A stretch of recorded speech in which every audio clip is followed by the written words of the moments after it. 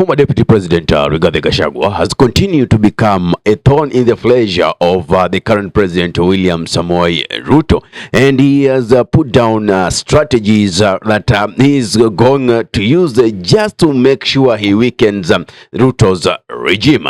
Now, yesterday, in his interview in KTN, he put strategies like he was saying that he's only waiting for the IEBC to be reconstituted. And why is he so keen about having the IEBC reconstituted?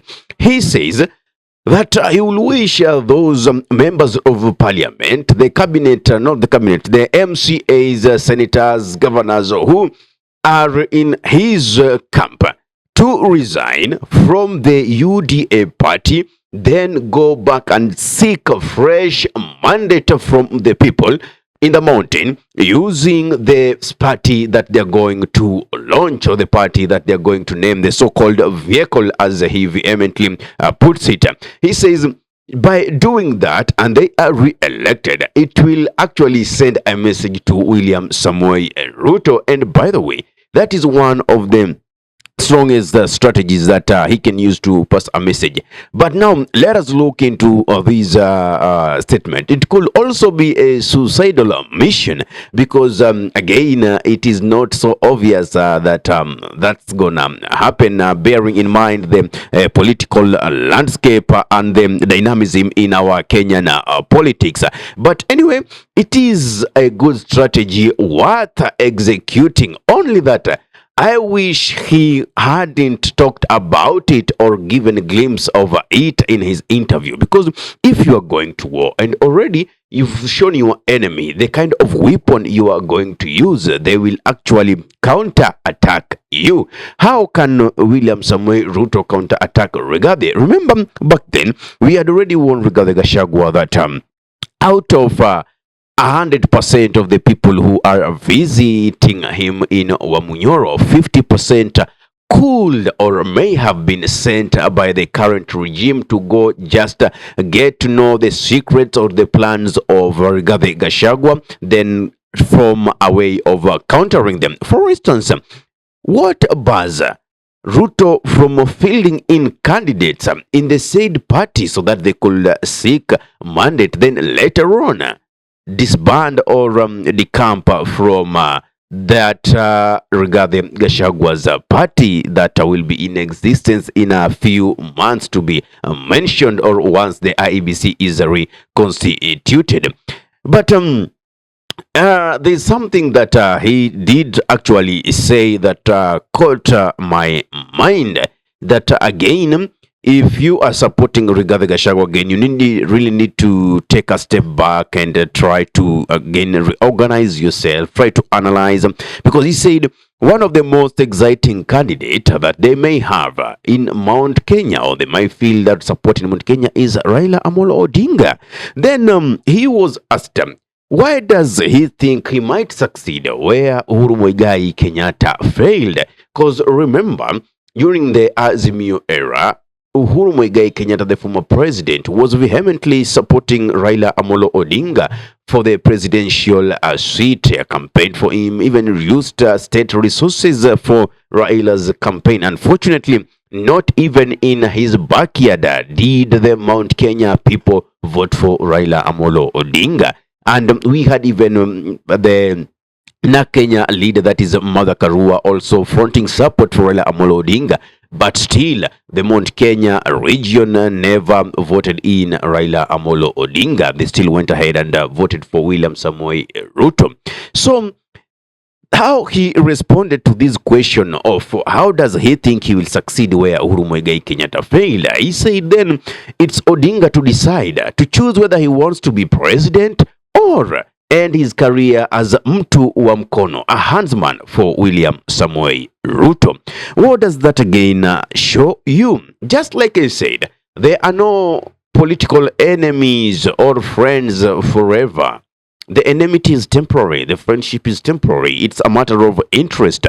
So if it works in Rigathi's favor to incorporate Raila Amolo Odinga, trust me, he will go for it.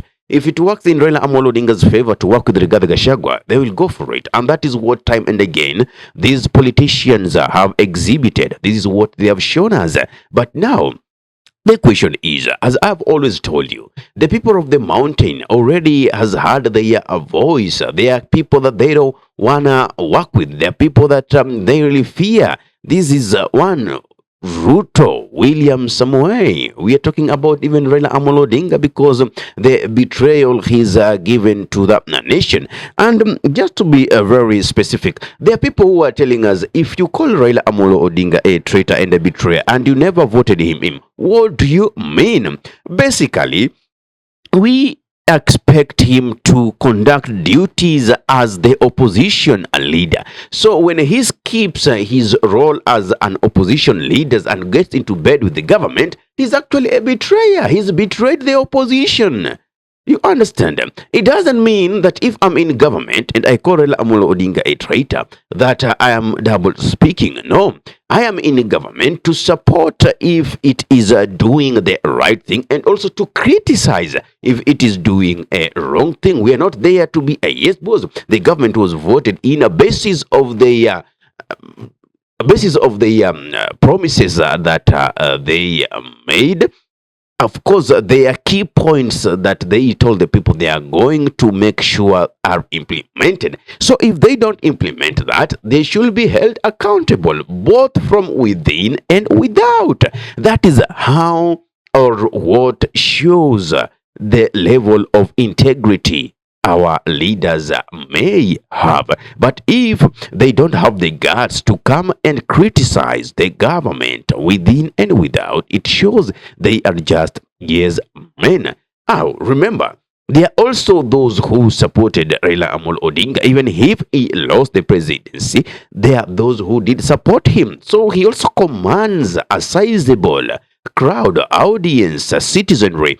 Now, they expected him to conduct the role of the opposition, but that is not happening anytime soon, because in each and every government he's always poked his nose and gotten a piece and moved on, get comfortable and forget about the role of the opposition. So that is another thing that really have to check. And we know that the mountain as we know it, if Rigathi Gachagua makes a move of uniting with Raila Amolo Odinga, for me, that will be a political wrong move. You understand? Because the mountain will tell him it's you and you alone to go into that camp, because we know what has already been done. So it's like dipping in your feet in already blemished circumstance.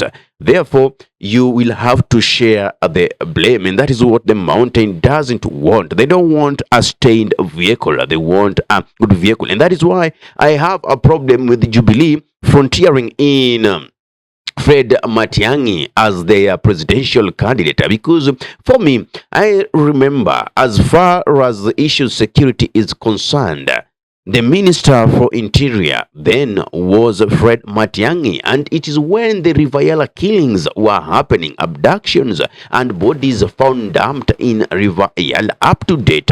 They haven't gotten justice. The families, friends have not gotten justice from what happened. So that is the same person whom you want again to come be the president. What kind of a nation are you willing to have? We are not going to have a working nation. We are going to have a nation of state-sanctioned abductions, and you'll never speak. Bearing in the toughness that Matiang'i has, we are going to create a dictator, a monster that we are not going to ever know how to control. Apart from that, Rigathi Gachagua did also speak issues about the RSF, this the rebellious army in the South Sudan. And he says at some point, the RSF leader, MD, once was invited into Kenyan State House, and it is by request of President William Ruto talking to Rigathi, the then Deputy President Rigathi Gachagua, to write a letter and invite him to come to State House. When he came, they talked issues. That was around 2023. And when they were done with the conversation, the president again asked Rigathi Gachagua to drop him at the airport so that he could go back to South Sudan. Then along the way, Rigathi Gachagua had to ask him, what were you talking about? Being that we call it Turaku.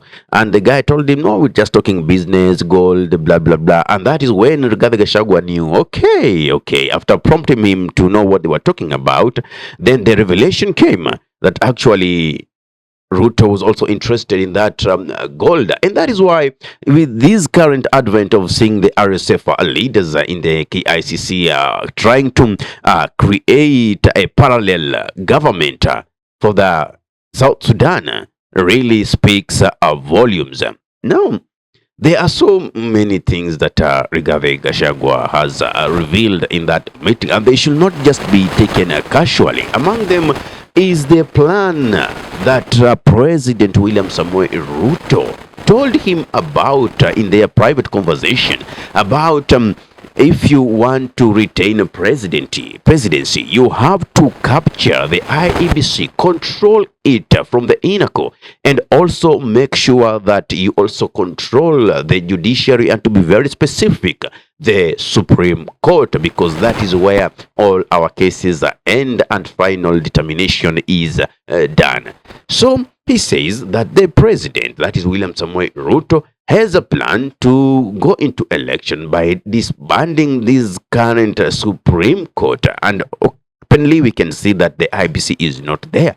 So some of it we could see that are actualizing. So let us wait and see if this private conversation that has been leaked by Rigathi Gachagua is going to hold any waters. Anyway, what do you think about our Kenyan politics? Because none of these since I began, I've talked about development issue, infrastructural development, health, and by the way, if I remember clean, Gadesh said that even the Shan, Chief, and also the housing thing, the housing levy that are being taxed, are nothing but just a vehicle to enrich the politicians who have cement companies, iron companies. They're connected to these companies by proxies. So it is their way of earning when they get tenders to build those houses.